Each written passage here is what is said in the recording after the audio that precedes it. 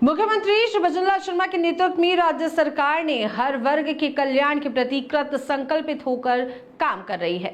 भजनलाल सरकार में किसान की तकदीर बदल रही है और किसानों को आर्थिक संबल मिल रहा है। नमस्कार, सुजस की इस विशेष रिपोर्ट में आप सभी का हार्दिक स्वागत है। आपके साथ मैं जुड़ी हूँ लीजा।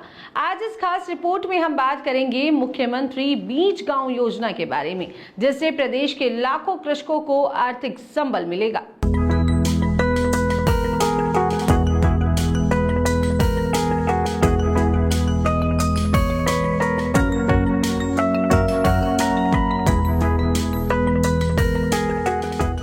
प्रदेश में सबका साथ, सबका विकास और सबका विश्वास के ध्येय पथ पर अग्रसर होकर मुख्यमंत्री श्री भजनलाल शर्मा निरंतर कार्य कर रहे हैं। मुख्यमंत्री श्री भजनलाल शर्मा के नेतृत्व में राजस्थान सरकार विकसित एवं अग्रणी राजस्थान के लक्ष्य को हासिल करने के लिए हर वर्ग को विभिन्न सौगातें दे रही है। मुख्यमंत्री श्री भजनलाल शर्मा की संवेदनशीलता और जन कल्याण की प्रबल भावना से प्रदेश में अनेक वर्गों का कल्याण हो रहा है और इसी दिशा में अभूतपूर्व पहल करते हुए मुख्यमंत्री श्री भजनलाल शर्मा ने मुख्यमंत्री बीज गांव योजना की शुरुआत की, जिसके तहत चूरू के सरदार शहर के किसानों को आर्थिक संबल मिल रहा है। देखिए एक रिपोर्ट। मुख्यमंत्री श्री भजनलाल शर्मा खुद किसान वर्ग से आते हैं और ऐसे में उनका मकसद है कि प्रदेश के किसान प्राकृतिक खेती की ओर फिर से लौटे, ताकि पेस्टिसाइड और कीटनाशकों का स्वास्थ्य पर विपरीत असर ना हो। ऐसे में ऑर्गेनिक खेती करने वाले किसानों को राज्य सरकार कई प्रकार के लाभ दे रही है। जी हाँ, जिससे ज्यादा से ज्यादा किसानों का ऑर्गेनिक खेती की ओर रुख बढ़े, इसके लिए राज्य सरकार कई प्रयास कर रही है। मुख्यमंत्री श्री भजनलाल शर्मा की इस पहल के बाद वर्तमान में सरदार शहर के किसानों का रुझान प्राकृतिक खेती की ओर बढ़ा है और किसान प्राकृतिक खेती को बढ़ावा दे रहे हैं। रासायनिक खेती की तुलना में प्राकृतिक खेती में कम खर्च होता है, जिससे किसानों को इस पद्धति का लाभ मिल रहा है। सही व्यवस्था करके किसान साल भर में एक से अधिक फसल का उत्पादन कर अच्छी आय प्राप्त कर रहे हैं। चूरू क्षेत्र में अधिकांश किसान मुख्य फसल के साथ सब्जियों की खेती भी करते हैं। वर्तमान में पत्ता गोभी, टमाटर, मिर्च, लौकी, ककड़ी सहित बहुत सी सब्जियां लगा रखी हैं।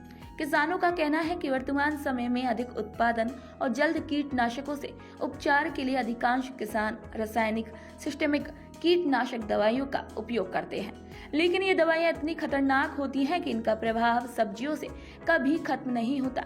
ये अगर इंसानों के शरीर में प्रवेश कर जाएं तो खतरनाक बीमारियों का कारण बन जाती है। वहीं आज भी ऑर्गेनिक खेती लाभदायक है, साथ ही साथ इससे मुनाफा भी अच्छा होता है। ऑर्गेनिक खेती से किसी भी प्रकार का स्वास्थ्य के प्रति खतरा नहीं है। इससे हमारे खेत भी उपजाऊ बने हुए हैं। वहीं कृषि विशेषज्ञ भी जैविक खेती के लिए किसानों को प्राचीन कृषि पद्धतियों को अपनाने, जैविक उर्वरकों का इस्तेमाल करने और रसायनों का इस्तेमाल कम करने की सलाह देते हैं। कृषि विशेषज्ञ के अनुसार जैविक खेती करने से जहां कम बजट में बगैर रासायनिक खाद का उपयोग करके खेती की जा सकती है। जैविक खेती टिकाऊ और उत्पादन अधिक होने के साथ साथ छोटे किसानों के लिए बहुत लाभकारी है। नीम, अर्क, जीवामृत, मटका खाद, केचुआ खाद सहित कई प्राकृतिक कीटनाशक एवं अन्य दवा बनाने की विधि है। जैविक खेती से होने वाले फायदे भी अनेक हैं।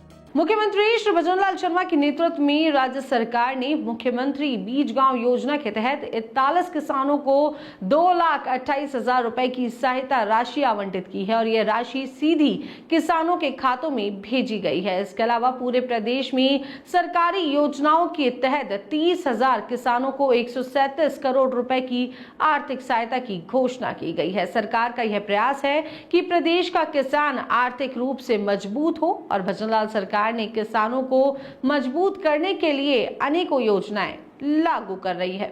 आज की इस खास रिपोर्ट में फिलहाल के लिए इतना ही। जल्द ही होगी मुलाकात किसी नए विषय के साथ में। तब तक के लिए मुझे दीजिए इजाजत और इसी प्रकार की और खबरों को देखने के लिए हमारे चैनल को लाइक करें, शेयर करें और सब्सक्राइब करना बिल्कुल ना भूलें। नमस्कार।